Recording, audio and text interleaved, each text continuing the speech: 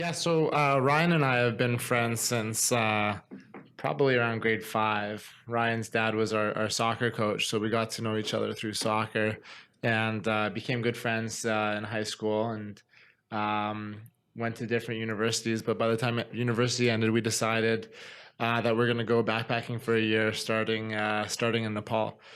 So it was kind of from that point where we realized like how cool this berry was, and we'd never heard of it, and we kind of asked ourselves how many more kind of superfoods are there out there that we've never heard of. So it kind of became our daily quest while we travel Cool.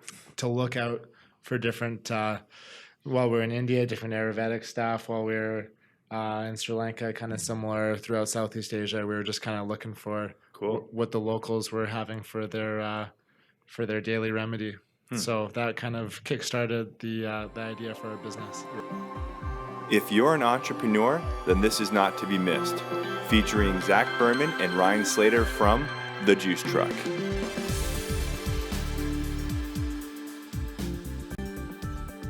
Yeah, when we had launched cold pressed juice, I hadn't really taken off outside of, say, cities like New York and LA.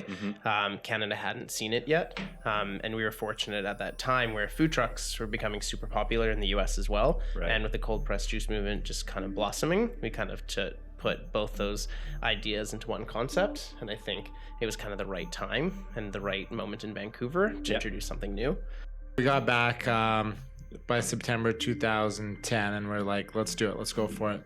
And we're like, we'll write a business plan, and we wrote like a paragraph and Nice. went to the banks, and they just kind of like laughed at us. They're like, that's not a business plan, that's like a synopsis idea. you'd read on the back of a It's a tweet. that's a tweet. It wasn't even a tweet, it wasn't long enough. Spent the better part of 3 months working with Small Business BC and just meeting at coffee shops, writing, like, I think it ended up being like a 45-page business plan that is, if we go back and look at it, it's pretty true to the kind of trajectory that we've taken to today. So For us, I think it gave us a little bit more time to perfect the recipe approach to our business. And we figure out how to use a cold press juicer. Yeah, we spent a lot of time in Zach's mom's kitchen, just literally testing every single day, trying to understand really how to make cold pressed juice, because we were actually, and still are, one of the few companies in North America that use the Norwalk cold presser per order. It's a slow process, so we had to sort of, I guess, create a technique in which we're able to juice it quickly instead of, it used to take, I think when we first started, it probably took 4 minutes to make a juice. Now we're able to probably do it generally in under a minute. I think we're probably one of maybe 2 or 3 in the world that do cold pressed juice per order, and we probably were the first in the world to do cold pressed juice fresh per order. So, Wow. and there's still nobody doing it in Vancouver. I don't think anybody's doing it in Canada. So, Yeah. I think, part of it was that we were two 24-year-old guys and we were in a pink truck in Gastown. And I think for a lot of people that was unconventional. Sure.